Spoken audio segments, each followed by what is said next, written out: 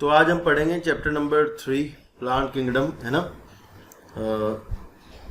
देखते हैं कौन कौन से क्वेश्चन इंपॉर्टेंट हैं इसमें से आएंगे पेपर में आपके, और थोड़ा बहुत कॉन्सेप्चुअल जो भी कुछ चीज़ें होंगी वो मैं बताता रहूँगा आपको साथ ही साथ। चलिए शुरू करते हैं। देखो यहाँ पर लिखा है शुरू में, in the previous chapter we look at the broad classification of living organism under the system proposed by Whittaker.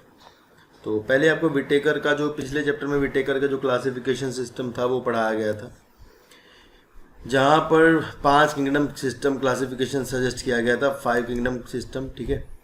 उसमें मोनेरा था, प्रोटिस्टा था, फंजाई था, एनिमेलिया था, प्लांटी था। इस चैप्टर में आपको जो है प्लांटी के साथ डील किया जाएगा, प्लांट किंगडम को डील करेंगे पूरे के पूरे को। शुरुआत में थोड़ा सा इन्होंने क्लासिफिकेशन का पार्ट भी बताया है, तो वो भी आप जरा सा देख लो। यहाँ लिखा है, we must stress here that understanding of the plant kingdom has changed over time. Fungi and member of the Monera and Protista having cell walls तो and have now been excluded from plantae, though earlier classification placed them in same kingdom। तो पहले के लोगों ने क्या किया था, fungi को उठा करके इसके साथ ही रख दिया था, मोनेरा प्रोटिस्टा के साथ ही, क्योंकि फंजाई के ऊपर भी सेल वॉल थी, इनके ऊपर भी सेल वॉल थी। अभी जो है वो उसको उसमें से निकाल दिया गया है। So the cyanobacteria that are also referred to as blue green algae in are not algae any more. तो अभी क्या है, पहले ब्लू ग्रीन एल्गी को भी एल्गी माना जाता था, अब उसको भी हटा दिया एल्गी में से, क्योंकि वो ब्लू ग्रीन एल्गी जो है आपके प्रोकैरियोटिक होते हैं, इसलिए उसको वहाँ से रिमूव कर दिया। नेक्स्ट लिखा है कि in the chapter we will describe algae, bryophyte, pteridophyta, gymnosperm and angiosperm under plant algae. तो ये कह रहे हैं कि हम यहाँ चैप्टर में ये सब पढ़ेंगे, एल्गी से लेकर के ब्रायोफाइटा, टेरिडोफाइटा, जिम्नोस्पर्म और एंजियोस्पर्म। तो अभी क्या है, नए सिलेबस के अकॉर्डिंग एनसीईआरटी से ये एंजियोस्पर्म वाला पार्ट हटा दिया है, फिर भी इसको हम देख लेंगे, ठीक है। थोड़ा सा क्लासिफिकेशन भी देख लो, पिछले चैप्टर में बताया था, बाकी यहाँ भी बता रखा है। Let us also look at classification within angiosperm to understand some of the concerns that influence the classification system. The earlier system of classification used only gross superficial morphological characters। तो जो पहले का जो classification system होता था उसमें केवल जो है यही मॉर्फोलॉजी का ही ध्यान रखा जाता था, केवल आकार का, केवल सामने से देख करके जो भी कुछ समझ में आता था उसके हिसाब से वो क्लासीफाई कर देते। And such as habit, colour, number and shape of leaves, इनके आधार पर जो है वो क्लासिफिकेशन करते थे पहले। इस तरह का जो क्लासिफिकेशन सिस्टम होता था उसको हम आर्टिफिशियल क्लासिफिकेशन सिस्टम कहते हैं। They were based mainly on vegetative characters और on the androecium structure system given by Linnaeus. तो यहाँ है जो एक लीनियस का क्लासिफिकेशन सिस्टम आया, फिर बाद में लीनियस ने अपना क्लासिफिकेशन सिस्टम जो था वो एंड्रोशियम के आधार पर दिया था, एंड्रोशियम के बेस पर दिया था।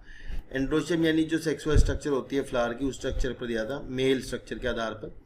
तो इस तरह का जो सिस्टम था वो आर्टिफिशियल था। देखो आर्टिफिशियल सिस्टम आपके ऐसे होते हैं जिनमें केवल इस बात पर क्लासिफिकेशन आधारित हो कि ये दिखने मतलब जो कैरेक्टर सामने से दिखते होते हैं उनके आधार पर क्लासिफिकेशन कर दिया हो, केवल दिखने वाले कैरेक्टर के आधार पर क्लासिफिकेशन कर दिया हो।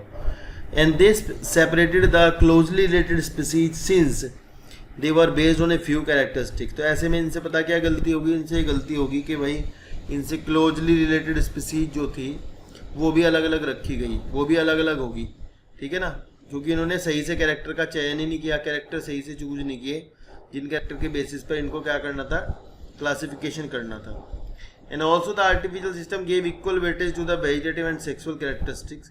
This is not acceptable since we know that often the vegetative characters are more easily affected by the environment. जबकि इन्होंने ये भी ध्यान नहीं किया कि वेजिटेटिव कैरेक्टर जो थे वो आपके इन्वायरमेंट से भी ख़राब हो जाते हैं, मतलब परिवर्तन तो हो ही जाता है ना, मॉर्फोलॉजी सामने से जो कैरेक्टर दिखते हैं उनमें वातावरण का प्रभाव होता है, तो ऐसे कैरेक्टर्स के आधार पर क्लासिफिकेशन करना सही नहीं था, तो लेकिन पहले कर दिया था। उसके बाद जो सिस्टम आया वो आया आपका natural system of classification. Natural system of classification में इन्होंने क्या किया, थोड़ा थोड़ा अच्छा किया, थोड़ी सी ज़्यादा चीज़ों को इन्होंने क्राइटेरिया बनाया, ठीक है ना। तो इन्होंने क्या क्या कंसिडर किया आगे देखते हैं।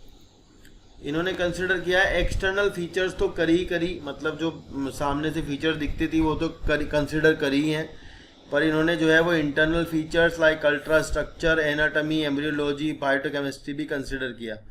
अब आपसे यहाँ से एक ऑप्शन वाला सवाल बन जाता है, जब कभी ऑप्शन के सवाल आप करोगे आपसे डायरेक्ट क्वेश्चन पूछते हैं कि भाई बताओ नेचुरल सिस्टम ऑफ क्लासिफिकेशन में किन का यूज किया गया था। तो आपको बताना है कि भाई वहाँ पर ना ये आपको ऑप्शन में रहेगा, एनाटॉमी, एम्ब्रियोलॉजी, फाइटोकेमिस्ट्री को, इनके आधार पर जो है वो नेचुरल सिस्टम ऑफ क्लासिफिकेशन दिया गया था। तो इसलिए आपको ये ध्यान रखना होगा, डायरेक्ट पूछते हैं आपसे, ठीक है।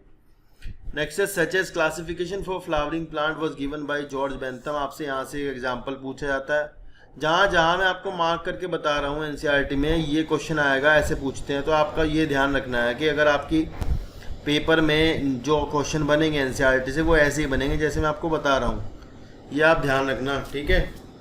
तो थोड़ा ध्यान से एनसीईआरटी, मैं इसलिए आपको एनसीईआरटी भी पढ़ा रहा हूँ क्योंकि आपको एनसीईआरटी के क्वेश्चन समझ में नहीं आएंगे। तो एक एक क्वेश्चन मैं बता रहा हूँ आपसे कहाँ कहाँ से क्वेश्चन पूछे जाते हैं। आपसे यहाँ से क्वेश्चन पूछा जाएगा कि भाई बताओ नेचुरल सिस्टम ऑफ क्लासिफिकेशन किसने दिया था, तो आपका आंसर होगा George Bentham and Joseph Dalton Hooker ने दिया था। Next at present phylogenetic classification system, आज की तारीख पे जो क्लासिफिकेशन सिस्टम चल रहा है जो मोस्ट एक्सेप्टेड है वो है आपका इवोल्यूशन बेस्ड। इवोल्यूशनरी बेस्ड का मतलब ये होता है कि जो अभी आजकल ग्रुप बनाए गए हैं प्लांट के या फिर एनिमल के, किसी के भी, वो इस तरह ग्रुप बनाए गए हैं, ऐसे केवल सुपरफिशियल मॉर्फोलॉजिकल स्ट्रक्चर देख के नहीं बनाए गए, वो उनकी इवोल्यूशन रिलेशनशिप देखकर बनाए गए हैं कि वो इवोल्यूशनरी एक दूसरे से मैच करते हैं नहीं मैच करते हैं, ठीक है ना। तो between the various organism are acceptable. तो आपसे जब कभी भी सवाल आएगा फाइलोजेनेटिक का, आपसे क्वेश्चन पूछा जाएगा, तब आपका आंसर जो है हमेशा ही क्या होगा, इवोल्यूशनरी रिलेशनशिप पर बेस्ड। ये सवाल बनता है, ध्यान रखना बहुत ज़्यादा। ये पूछते हैं आपसे कि भाई बताओ फाइलोजेनेटिक क्लासिफिकेशन सिस्टम कैसे होते हैं, तब आप बताओगे कि they are based on evolutionary relationships, ठीक है। And this assume that organism belonging to the same taxa have a common ancestor. We now use information from many other sources to help resolve difficulty in classification.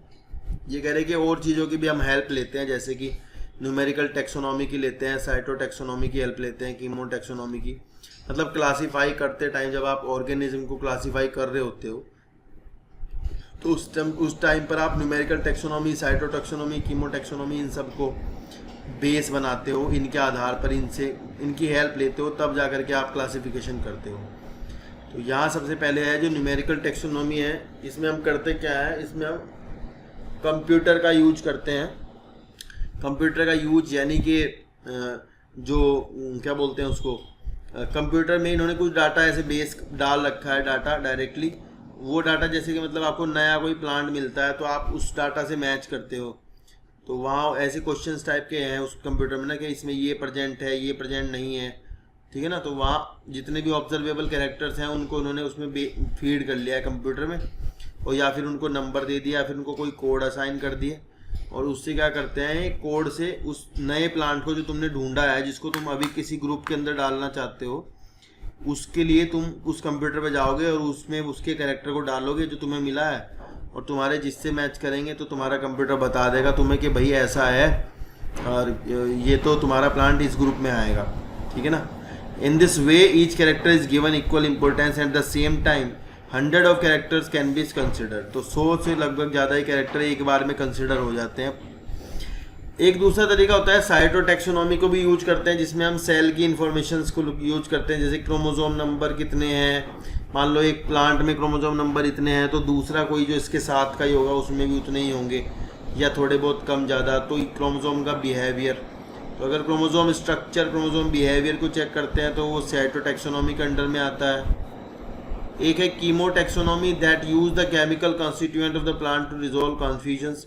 तो जैसे कि मतलब कुछ plant के अंदर क्या निकलता है, कुछ केमिकल्स होते हैं, उन केमिकल के बेस पर भी क्या करते हैं, ग्रुप बना देते हैं कि भाई इस प्लांट में भी इस तरह का केमिकल मिलता है, उस प्लांट में भी इस तरह का केमिकल मिलता है, तो दोनों के दोनों का एक ग्रुप बना देते हैं और एक ग्रुप में इनको रख देते हैं, ठीक है ना।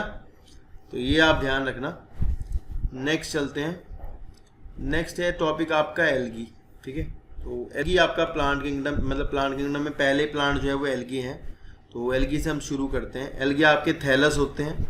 एल्गी आपकी ऐसी होते हैं जिनकी प्लांट बॉडी में आपको बिल्कुल भी कोई लीफ और रूट और स्टेम जैसा कुछ नहीं मिलता, तो इनकी बॉडी थैलस होती है, ये आप ध्यान रखना, ठीक है। यहाँ लिखा है algae are chlorophyll bearing simple chlorophyll होता है, क्योंकि देखो प्लांट है तो प्लांट की सबसे बड़ी फीचर क्या है, यही है कि भाई प्लांट के पास तो थैलस क्लोरोफिल होता है और वो अपना फूड अपने आप बनाते हैं, ठीक है ना। तो नेक्स्ट लिखा है कि सिंपल होते हैं, थैलॉइड होते हैं, ऑटोट्रॉपिक होते हैं एंड लार्जली एक्वेटिक होते हैं, ठीक है। पानी में मिलते हैं, फ्रेश वाटर में मिलते हैं, मैराइन में भी मिलते हैं। They occur in variety of other habitat. Moist stones, तो आपको एल्गी कहाँ मिलेगा, मॉइस्ट स्टोन के ऊपर मिलेगा, सोयल वुड के ऊपर मिल जाता है। कुछ आपको फंजाई के साथ में एसोसिएट होके मिलेंगे जिनको हम लाइकेन बोलते हैं, और कुछ आपको एनिमल्स के ऊपर भी मिल जाते हैं, जैसे कि स्लोथ बियर है उसके ऊपर आपको मिल जाएगा। स्लोथ बियर के ऊपर आपको एल्गी मिल जाती है लगी हुई कई बार। तो इस तरह की एल्गी जो आपकी एनिमल के ऊपर रहती है उसको हम कहते हैं ईपीजोइक एल्गा, ठीक है ना। तो आपसे ईपीजोइक एल्गा का अगर एग्जाम्पल पूछा तो आप बता दोगे कि भाई एल्गी ऑन स्लोथ बियर, तो ये यहाँ से क्वेश्चन बन जाएगा, ठीक है। नेक्स्ट देखते हैं, नेक्स्ट क्या है। नेक्स्ट है they form a size of large, the form and size of algae is highly variable ranging from colonial volvox। तो यहाँ से आपसे क्वेश्चन पूछेंगे कि भाई कॉलोनियल एल्गा कौन सा होता है, तो तब आप बताओगे कि कॉलोनियल एल्गा जो होता है वो वोल्वॉक्स होता है। वोल्वॉक्स की कॉलोनी को आप क्या कहते हैं, यहाँ मैं लिख देता हूँ, सीनोबियम कहेंगे। सीनोबियम एक ऐसी कॉलोनी होती है जिसमें पाई जाने वाली सेल्स की नंबर फिक्स होती है। तो ध्यान रखना, आप कॉलोनियल एल्गा जब आपसे पूछेंगे तो आप बता देंगे कि भाई कॉलोनियल एल्गा जो है वो वोल्वॉक्स होता है, ठीक है। And the filamentous form like Ulothrix in spirogyra. तो आपसे ये पूरा एग्जांपल पूछ लेंगे कि फिलामेंटस एल्गी का एग्जांपल बता दो, तो आप यूलोथ्रिक्स और स्पायरोगायरा बता दें। Next uh few of the marine form such is scale form massive plant body. तो भाई कुछ जो होते हैं एल्गी वो बहुत बड़े बड़े भी होते हैं, मतलब मैसिव प्लांट बॉडीज बनाते हैं, बड़ी बड़ी लार्ज अप टू 100 मीटर तक की बना देते हैं, ठीक है। 100 मीटर तक की प्लांट बॉडी भी बना देते हैं कुछ आपके, ये ध्यान रखना, ठीक है। And the algae reproduce by vegetative asexual sexual method. तो एल्गी आपकी जो है वो 3 तरीके से रिप्रोडक्शन करती है, वेजिटेटिवली भी, एसेक्सुअल भी और सेक्सुअल मेथड से भी करती है। Vegetative reproduction is by fragmentation, each fragment develop into a thallus. Asexual, देखो अलग मान लो आपकी कोई फ्रेगमेंट हो, आपकी कोई एल्गी जो है वो फ्रेगमेंट हो जाते हैं, उसके अलग अलग टुकड़े हो जाते हैं, तो हर एक फ्रेगमेंट एक नई प्लांट बॉडी बना देगा, ठीक है ना। हर एक फ्रेगमेंट एक नई प्लांट बॉडी का फॉर्मेशन कर देगा, तो वो आपका फ्रेगमेंटेशन कहलाता है। एसेक्सुअल रिप्रोडक्शन यानी वेजिटेटिव रिप्रोडक्शन का एक तरीका है वो। नेक्स्ट लिखा है आपका कि भाई asexual reproduction is by the production of different type of spore. Asexual reproduction जो है वो अलग अलग तरह के स्पोर बनाने से भी होता है, जैसे कि उनमें सबसे कॉमन जो स्पोर होते हैं वो जू स्पोर होते हैं। तो आपको ध्यान रखना है, जब कभी भी आपके सामने जू स्पोर आए, मतलब आप जब भी कभी जू स्पोर पढ़ें तो आपको ध्यान रखना है कि भाई ये फ्लैजिलेटेड होते हैं, मोटाइल होते हैं। तो आपसे जानबूझ के ऐसा सवाल पूछा जाता है कि इनमें से कौन से स्पोर मोटाइल हैं। तो जब आपसे ये क्वेश्चन पूछा जाएगा कि भाई इनमें से कौन से स्पोर मोटाइल हैं, तब आपका आंसर होगा कि वो जू स्पोर्स होते हैं, ठीक है। And on germination give rise to new plant, और जर्मिनेट होकर के नए प्लांट बनाते हैं। Sexual reproduction takes place through fusion of 2 gamete. तो सेक्सुअल रिप्रोडक्शन तो हमेशा ही जब भी होता है वो 2 गैमेट के फ्यूजन से ही होता है। लाइक ये एक हैप्लॉइड गैमेट N है, ये दूसरा हैप्लॉइड गैमेट है N, और दोनों फ्यूज करके क्या बनाते हैं, 2N बनाते हैं। तो एल्गी, लेकिन आपकी जो मेनली एल्गी होती हैं वो खुद में भी हैप्लॉइड ही होती हैं, N होती हैं। तो पहले तो ये हैप्लॉइड एल्गी माइटोसिस से गैमेट बनाती हैं, और फिर इनके गैमेट फ्यूज कर जाते हैं, जाइगोट बनाते हैं, फिर इसमें डायरेक्ट क्या हो जाती है, मियोसिस, और डायरेक्ट मियोसिस होने से क्या बन जाएंगे, N बन जाएंगे, हैप्लॉइड बन जाएंगे। तो इस तरह से एल्गी की लाइफ साइकिल सेक्सुअल वाइज चलती है। पहले एल्गी माइटोसिस से क्या बनाती है, गैमेट बनाती है, उसके बाद गैमेट के बाद जो गैमेट फॉर्मेशन होता है, गैमेट फ्यूज करते हैं, जाइगोट बनता है। यहाँ ध्यान रखना कि जाइगोट से फिर फर्दर एम्ब्रियो कुछ नहीं बनेगा एल्गी में। एल्गी के अंदर जाइगोट से एम्ब्रियो नहीं बनता। एल्गी मतलब जो डिप्लॉयड जनरेशन है ना एल्गी की, वो केवल क्या है, जाइगोट ही है। एल्गी की डिप्लॉयड पीढ़ी जो है, वो जनरेशन जो है वो केवल जाइगोट ही है। उसके बाद जाइगोट डायरेक्टली डिवाइड कर जाएगा मियोसिस करके, हैप्लॉइड स्पोर बनाता है, और ये जर्मिनेट होकर क्या बनाएंगे, एल्गी। तो ये सेक्सुअल लाइफ साइकिल बहुत सिंपल सी होती है, इसको हम हैप्लोन्टिक टाइप की लाइफ साइकिल कहते हैं, बाद में हम देखेंगे कैसे कहते हैं। हैप्लोन्टिक टाइप की लाइफ साइकिल कहा जाता है इसको, ठीक है। नेक्स्ट देखो यहाँ पर क्या लिखा हुआ है, यहाँ लिखा है कि sexual reproduction takes place through fusion of two gametes. Sexual reproduction जो है वो आपका दो गैमेट के फ्यूजन से होता है, वो हमेशा ही वैसे ही होता है सब में ही। इसके बाद लिखा है कि these gamete can be flagellated. तो यहाँ से आपसे एक क्वेश्चन बन जाएगा, अगर आपसे ये पूछा गया कि भाई गैमेट जो है similar in size but flagellated, आपसे इस तरह क्वेश्चन पूछेंगे कि भाई बताओ गैमेट जो है सिमिलर साइज के हैं पर फ्लैजिला है उनके ऊपर, तब आप बताओगे कि वो यूलोथ्रिक्स एग्जाम्पल दोगे। ध्यान से देखना, अगर आपसे पूछा आइसोगैमस बर फ्लैजिलेटेड तो अब आपका एग्जाम्पल होगा यूलोथ्रिक्स में, और अगर आपसे पूछा आइसोगैमस पर नॉन फ्लैजिलेटेड तो अब आपका आंसर होगा स्पायरोगायरा, ठीक है ना। तो ये थोड़ा यहाँ से क्वेश्चन बन जाएगा, आप ध्यान रखना।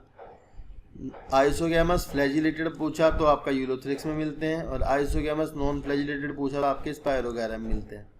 ये बात आप ध्यान रखना है, क्वेश्चन पूछा जाएगा यहाँ से। आइसोगैमस का मतलब होता है सिमिलर इन साइज। अगर आपके गैमेट जो है वो ऐसे हैं फ्लैजिला वाले, दोनों एक ही साइज है, दोनों पे फ्लैजिला है, तो सही बात हो गया बिल्कुल सीधा सीधा, क्या है फ्लैजिलेटेड आइसोगैमस है। और अगर मान लो दोनों एक ही साइज के हैं, फ्लैजिला नहीं है, तो क्या है वो नॉन फ्लैजिलेटेड आइसोगैमस है, ठीक है। तो वो गैमेट टाइप्स ऑफ गैमेट हो सकते हैं, आइसोगैमस हो सकते हैं, किसी किसी में आपको एनाइसोगैमस मिलते हैं। एनाइसोगैमस होते हैं जिन सिमिलर साइज के नहीं होते हैं, तो उसका एग्जाम्पल यूडोरिना इन्होंने डाला है। पहले इस यूट्रोनी की जगह पर यहाँ पर क्लेमाइडोमोनास हुआ करता था, तो अभी क्या है क्लेमाइडोमोनास हटा दिया है, यहाँ से हटा दिया मतलब कि क्लेमाइडोमोनास क्योंकि आपका प्रोटिस्टा में चला गया है, तो इसलिए उसको एल्गी से इन्होंने रिमूव कर दिया यहाँ से, ठीक है। तो यहाँ नया एग्जाम्पल डाला है यूडोरिना, जिसमें आपको एनाइसोगैमस टाइप के गैमेट मिलते हैं। फिर लिखा है fusion between one large non motile static female gamete and smaller motile male gamete is termed as oogamous। तो ये oogamous का मतलब भैया ये होता है कि अगर भाई मान लो आपका बड़ा सा एग है, लार्ज एग है, और उस एग के साथ में छोटा सा आपका ये फ्लैजिलेटेड स्पर्म है, मतलब मेल जो गैमेट हो वो फ्लैजिला वाला हो, छोटा हो और चलता हो, मूव करता हो, और जो एग हो वो लार्ज हो, लार्ज एग आपका मूव ना करता हो, ना चलता हो, ना कुछ करता हो। इस तरह का आपका क्या कहलाएगा, oogamous कहलाता है। क्या कहलाता है, oogamous, ठीक है ना।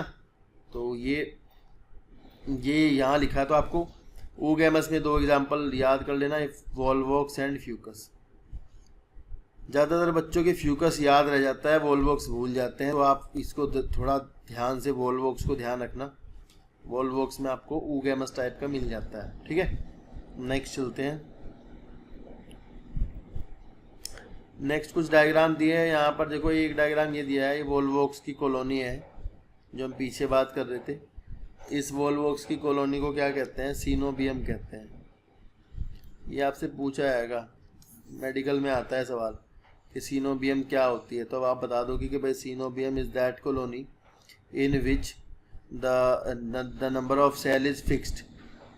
नंबर ऑफ सेल क्या है, फिक्स्ड है, और ये जितनी भी सेल है ना सारी, ये जो गोले गोले हैं ये ऐसे हैं, ये गोले गोले जो है आपको ऐसे दिखाई देंगे, ऐसे इस तरह के दिखाई देते हैं, मतलब इनके ऊपर फ्लैजिला दिख नहीं रही पर इनके सबके ऊपर फ्लैजिला है ऐसे, ठीक है। फिर ये डायग्राम दिए गए हैं कुछ यहाँ पर, जिनमें से भैया आपको एक दिया गया है, क्या बोलते हैं उसके, यूलोथ्रिक्स का। ये आपके ब्राउन एल्गी के डायग्राम है।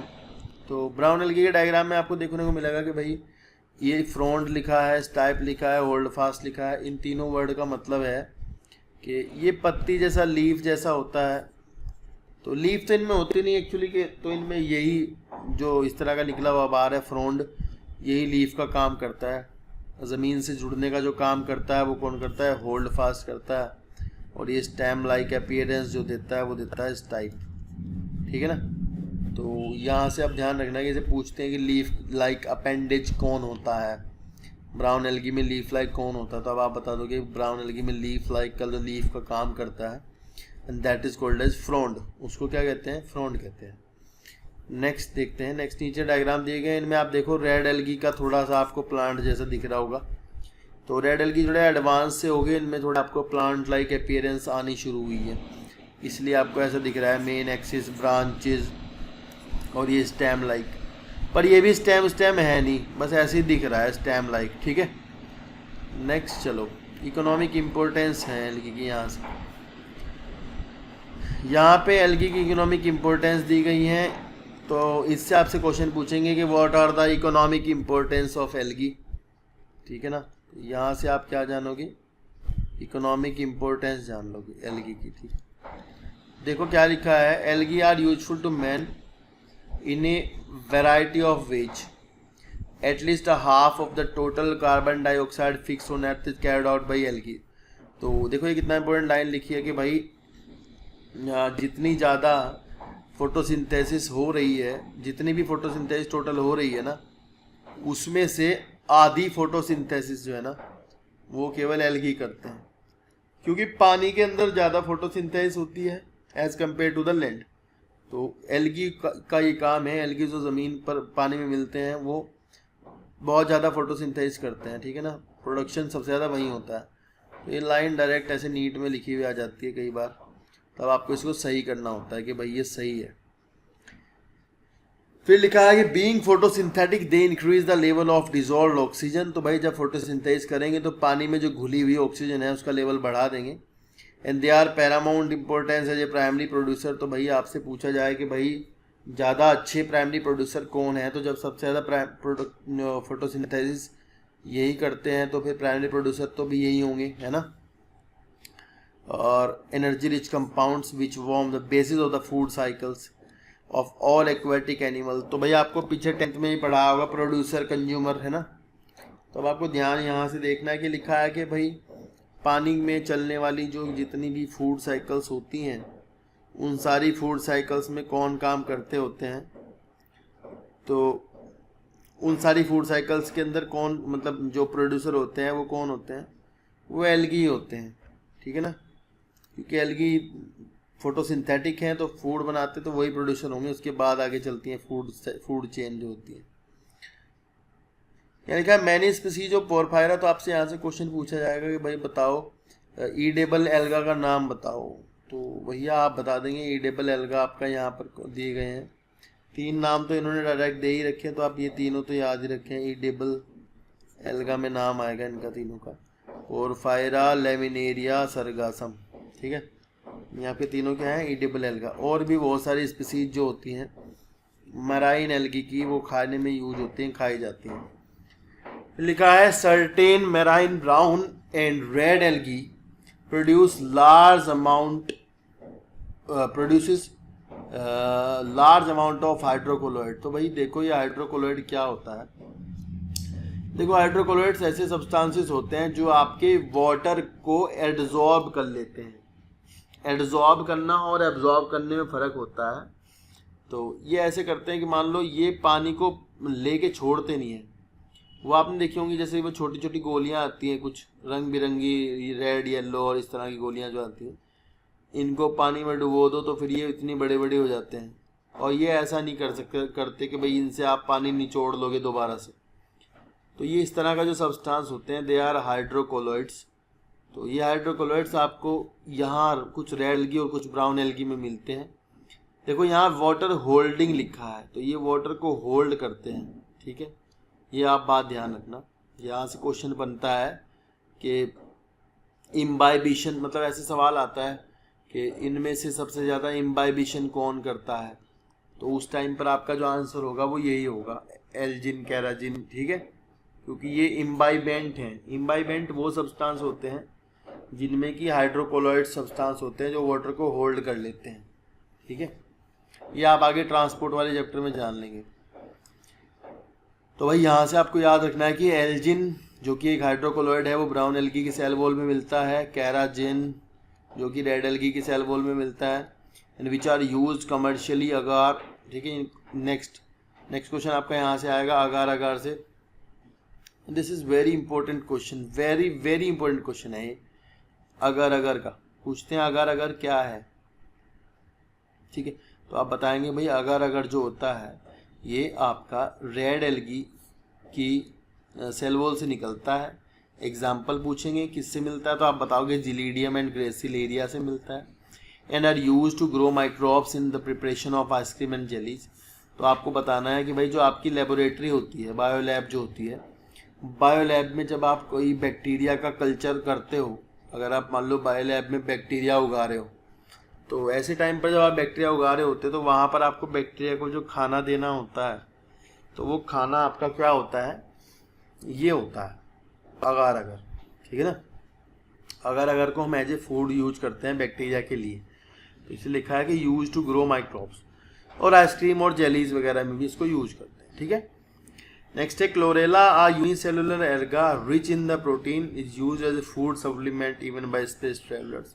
तो आपके जो स्पेस ट्रेवलर्स होते हैं वो आपके जो अंतरिक्ष में जाते हैं वो वहाँ पर बहुत ज़्यादा खाना तो ले जा नहीं सकते हैं, ठीक है, तो वो क्या लेके जाते हैं, क्लोरेला ले जाते हैं। क्लोरेला एक ऐसी एल्गी है जिसको हम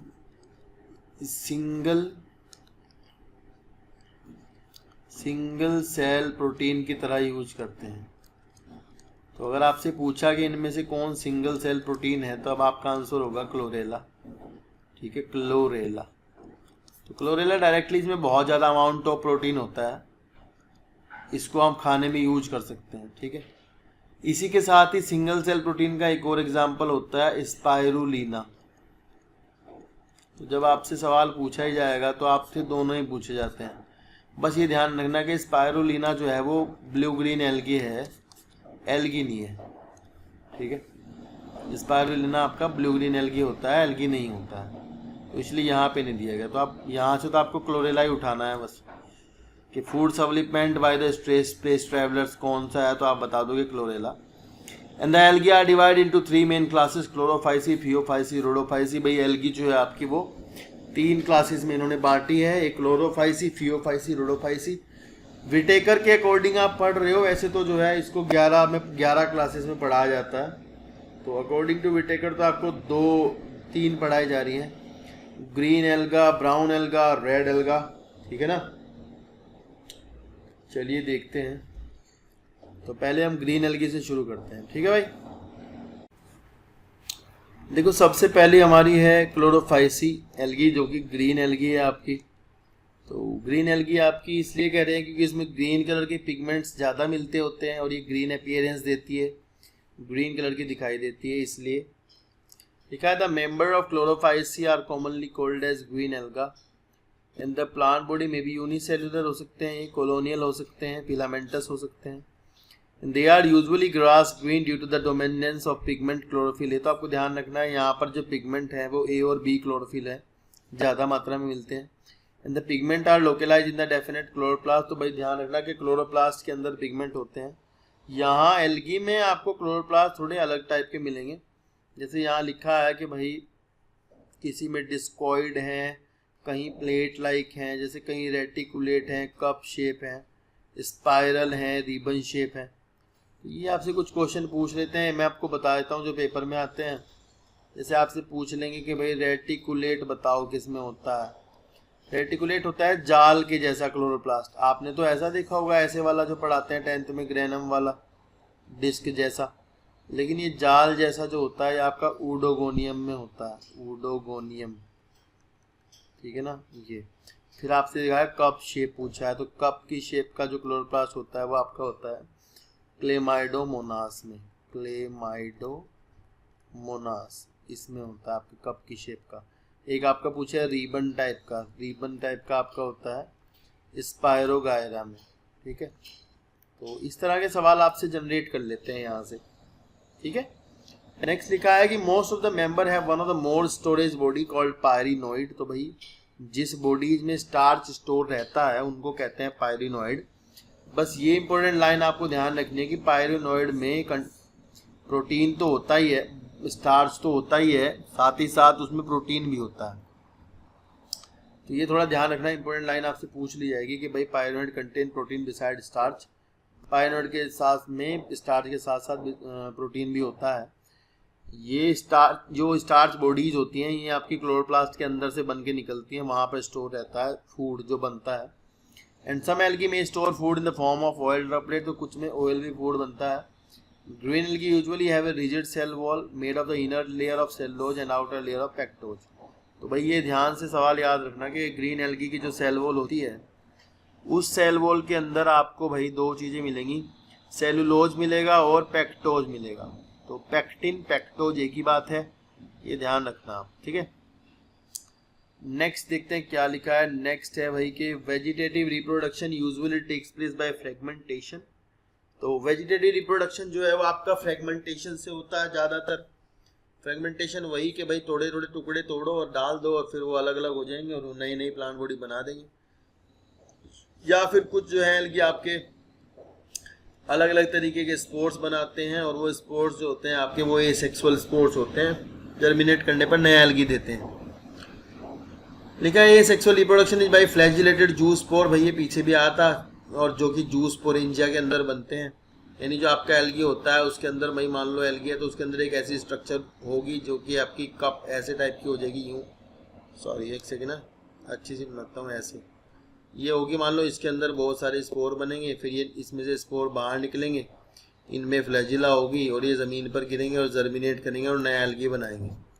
तो ये जिस स्ट्रक्चर के अंदर स्पोर बनते होते हैं उसको हम कहते हैं स्पोरेंजिया। आपको पता है बहुत अच्छे से ये बात कि स्पोरेंजिया उसी कहते हैं जिसमें स्पोर बनते होते हैं, ठीक है। लिखा है the sexual reproduction shows considerable variation in type of sex cell. तो भाई ये अलग बात है कि किस में कौन से एल्गी में आइसोगैमस मिलेगा, किस में एनाइसोगैमस होगा, किस में oogamous होगा, इट डिपेंड्स, ठीक है ना। Some commonly found green algae are Chlamydomonas, Volvox, Ulothrix, Spirogyra, Chara. तो भाई अलग अलग टाइप के एल्गी होते हैं। तो ये आपको एग्जांपल इसके याद करने, ग्रीन एल्गी के कुछ, क्लेमाडोमोनास जो कि आपका अब एल्गी में नहीं रहा, जिसको प्रोटिस्टा में ले गए हैं, यहाँ लिख दिया फिर भी पता नहीं क्यों। और फिर वोल्वोक्स, यूलोथ्रिक्स, पायरोगैरा, कारा, ये सारे ग्रीन एल्गी के एग्जाम्पल हैं, आप इन्हें लर्न कर लेना, ठीक है। नेक्स्ट आपकी एल्गी है फियोफाइसी। फियोफाइसी मतलब ब्राउन एल्गा की बात कर रहे हैं। ब्राउन एल्गी होते हैं आपके फियोफाइसी में। क्लोरोफाइसी में आपके ग्रीन एल्गी आएंगे, फियोफाइसी में आपके ब्राउन एल्गी आएंगे। तो भाई देखो, द मेंबर ऑफ फियोफाइसी और brown algae and are found primarily in the marine habitat. तो यहाँ से आपको ध्यान रखना है, ज्यादातर ये आपके मैराइन हैबिटेट में मिलते हैं। मैराइन मतलब वही सी वाला जो होता है उसमें, सॉल्टी वाले में, ठीक है।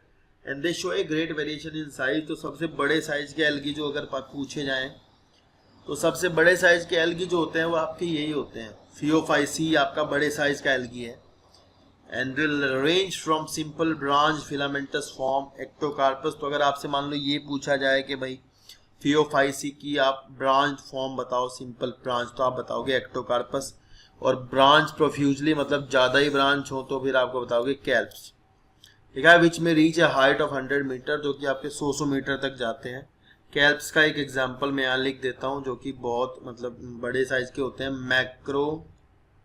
मैक्रोसिस्टिस कहते हैं उसको, मैक्रोसिस्टिस, ठीक है। ये आपका कैल्प है, काफी बड़े साइज का कैल्प है, ठीक। कैल्प मतलब brown algae, large brown algae. लिखा है the possess, they possess chlorophyll a and c. देखो ऊपर जो पिगमेंट था ग्रीन एल्गी में वो आपका था क्लोरोफिल ए और बी। यहाँ पर आपका क्लोरोफिल ए और सी है, ये आप ध्यान रखेंगे, सी है यहाँ, बी नहीं है। और कैरोटिनॉइड पिगमेंट है और जेंथोफिल पिगमेंट है। तो ये येलो ऑरेंज टाइप के पिगमेंट होते हैं। जेंथोफिल में भी जो सबसे मेन कलर इसका जो ब्राउन कलर है, अगर आपसे पूछा जाएगा कि भाई बताओ एल्गी का इसका ब्राउन कलर क्यों होता है, तब आप बताओगे भाई ब्राउन कलर फ्यूकोजेंथिन के कारण होता है। Fucoxanthin is a type of xanthophyll which provides the brown colour to that particular algae, ठीक है ना। ऐसा नहीं कि इसके अंदर फिर ग्रीन कलर नहीं होता, बस ये ब्राउन कलर ज़्यादा होता है तो ग्रीन दिखाई नहीं देता है, इसलिए ब्राउनिश अपीयरेंस देते हैं अपनी, ठीक है। तो यहाँ लिखा है they may vary in colour from olive green to the various shade of brown depending upon a pigment xanthophyll pigment fucoxanthin. तो ये भी आप ध्यान रखेंगे कि ये फ्यूकोजेंथिन जो होता है वो एक टाइप का जेंथोफिल होता है। जेंथोफिल और आपका कैरोटिनॉइड में फ़र्क इतना होता है कि कार्बन और हाइड्रोजन के बने होते हैं कैरोटिनॉइड, और अगर इनके साथ ऑक्सीजन भी आ जाता है तो बन जाते हैं जेंथोफिल, ठीक है। ये आप ध्यान रखना। कार्बन जो कैरोटिनॉइड पिगमेंट होते हैं उनमें केवल कार्बन हाइड्रोजन होता है, ऑक्सीजन नहीं होती। ऑक्सीजन आपकी जेंथोफिल में आती है। और है सारे वही, they imparting colour to the algae, colour दे रहे होते हैं और लाइट को एब्जॉर्ब करने का काम करते हैं सारे।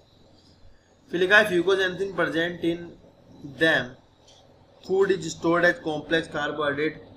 फूड यहाँ दो तरह का होता है, आपसे पूछा जाएगा लेमिनेरिन और मैनिटोल। तो भाई एक तो लेमिनेरिन होता है यहाँ, एक मैनिटोल कहते हैं इसी को ही। मैनिटोल जो होता है ये आपका एल्कोहल है उसका, मैनोज का। मैनोज एक शुगर होती है, उसका एल्कोहल आपका क्या है, मैनिटोल है। And the vegetative cell have cellulosic cell wall. तो वेजिटेटिव सेल जो होती है आपकी उसमें सेल वॉल होती है सेलुलोज की बनी हुई, जिसके बाहर हमने पीछे पढ़ा है कि एल्जिन मिलता है, एल्जिन का कवर मिलता है जो कि जिलेटिनियस होता है। तो ये सवाल भी आप ध्यान रखना कि भाई ब्राउन एल्गी की जो सेल वॉल होती है उसमें आपको जिलेटिनियस कोटिंग मिलती है एल्जिन की, जैसे कि पीछे इकोनॉमिक इंपॉर्टेंस में आपको बताया था। ठीक है, नेक्स्ट है the protoplast contain in addition to the plastid. Protoplast में प्लास्टिड के साथ साथ एक वैक्यूल होती है, बड़ा सा ठीक ठाक न्यूक्लियस होता है। इसकी जो बॉडी होती है उसमें तीन चीज़ें होती हैं ज़मीन से जुड़ने के लिए, होल्ड फास्ट होती है, एक स्टॉक और एक स्टाइप होती है, एक लीफ के जैसी क्या होती है, फ्रोंड। तो आपसे पूछेंगे कि भाई ब्राउन एल्गी में लीफ का काम कौन करते हैं, तो अब आप बोलोगे फ्रोंड्स।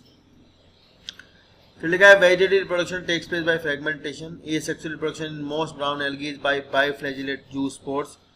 तो यहाँ से आपके पास एक इम्पोर्टेंट सवाल आएगा कि भाई एसेक्सुअल रिप्रोडक्शन जो होता है वो जूस स्पोर से होता है, और जूस स्पोर आपके कैसे होते हैं, बाइफ्लैजिलेट होते हैं।